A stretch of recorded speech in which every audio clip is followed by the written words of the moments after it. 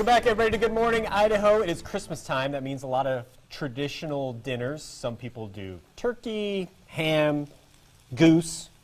Do people still do Christmas goose? I actually have goose on the menu. No. Yeah. I'm heading up to McCall, and you should too. Chef Topple is here with us in the Cisco kitchen.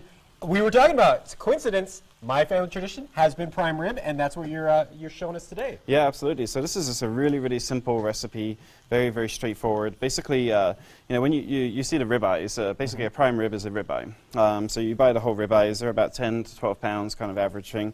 You don't have to cook the whole thing. You can make some nice steaks, cut it into really good ribeye steak. Then you can do, you know, I do smaller chunks. This is about a 2 to 3 pound chunk right here, and this will feed a family of 4 right here. But depending on how big you want the slices to be once it's roasted, you know. So let's start with how to choose one. Yeah. You can kind of see, if we flip this, I bet that our little camera up there can see. You can kind of see what you were telling me about. How do you pick a good ribeye?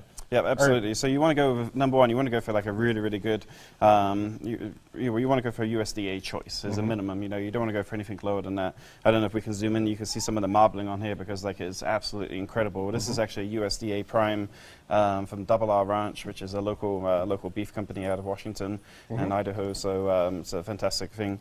So we're just going to go ahead and really simply sear this, but season it as well. So basically we have really good salt and pepper. I use fresh cracked black pepper. And you can use an espresso grinder. A lot of people don't realize that espresso grinders work perfect for black pepper. Okay, and then regular kosher salt? Yeah, exactly. Yeah, and kosher salt has like a bigger flake to it, so it sticks to the items really well. And then we have our mix of herbs right here. So we have our we have rosemary, thyme. We have some sage in there. Rosemary, thyme, sage. Yep. And parsley? No, there's no parsley. Yep. No. So we just, I know we're going to go for the song. Yeah, I was thinking about going there. So you're putting it on pretty thick here. Is that to build a crust on it? Exactly, yeah. You want to get that really good crust on there. And then we put some shallots and garlic as well. Some what? Shallots. Yeah, and I always say that wrong. So we just rub this all in here and get those going really well, and then we season it. So we get a pan going first, get a really good crust on there. How hot do you want that pan to be at? You want it to be about medium to high heat, and then after that you want to put it into the oven about 350 degrees. Now, depending on how you like it cooked, right? If you like it medium rare, you like it medium, you like it well done. You know, well done is about 165, 170 degrees. So the goal to get it into the pan isn't necessarily to cook it. It's to get that crust. Just to sear it and get that crust into it, and then you're going to go slow in the oven, right? Yeah, exactly. Nice and slow. So, and then this is the sauce over here. So basically this is some red wine. We reduced down some beef stock. Reduced that down. We add just a little nugget of butter to that. And that just gives it really... Did you use that? Did you deglaze the pan to make that? Exactly, absolutely. What's the crunchy stuff in the bottom they call it? It's called a fond. That's the fond. It's a lot of fun to eat a lot of fond. That's all I'm saying. Exactly. So we got this, this is obviously being seared and roasted, and then I'm just going to cut this down here in a second and add some of that gravy to it here. All right, so we're going to start cutting this down and we'll plate it up. We'll show you the finished product coming up over in the third hour on the Fox Show. Plus, you got a dessert for us, right? Yeah, we're doing an eggnog, it's an eggnog dessert. Eggnog dessert, as if it wasn't delicious enough. All right, Chef Topple joining us over in the third hour. Be sure to stay tuned for that. Chef Topple is joining us again in the Cisco kitchen. Earlier, you made an amazing looking prime rib. I confess I took a couple bites. Yeah, no, for sure. It's a herb crusted prime rib. Oh, it's so simple to make. And we finished that up. We got the finished product over here in the Cisco kitchen as well. And now we need a holiday dessert, because prime rib is kind of a tradition for some people. Look at that. But now let's bring in a holiday staple. How about? Yep. How about eggnog? I love eggnog. Yeah. I'm the only one in my wife's family who likes it, so I get it all to myself at her house. Exactly. Well, I love it. Everybody's kind of really afraid of it, but basically it's just kind of like a spiced cream, milk, you know, it's kind of a mix together, like a spiced half and half, I guess. It's super good. But it's really, really delicious. So so basically what we have right here is we have some cream cheese, some powdered sugar, and whipped cream. And I basically whipped this up while I've been waiting here. It's like a pie base right there. I mean, that's the basis of a lot of pies, exactly, right? Yeah, absolutely. And then we just add our spices to that. So we have some cinnamon right here. Naturally. And that goes really well. We have some ground ginger.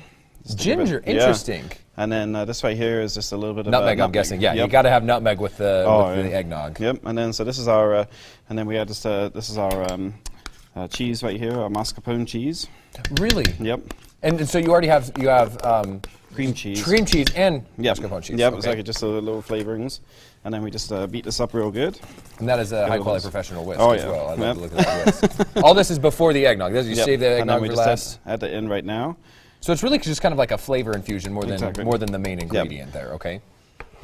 And then when you get all that whipped up, I love what I'm seeing over here as well because I can tell that it is a hand-crushed graham cracker crust, Exactly. right? So what we take is we take graham crackers and then we just put a little bit of butter inside there in a pan and just and then we build it around the base of a pie dish. You know, I recommend a 9-inch pie dish. Do you like glass ones the best? I do. I think Okay. it just looks pretty for for home life, but for our industrial base, we don't use those. But I thought it'd be nice for this.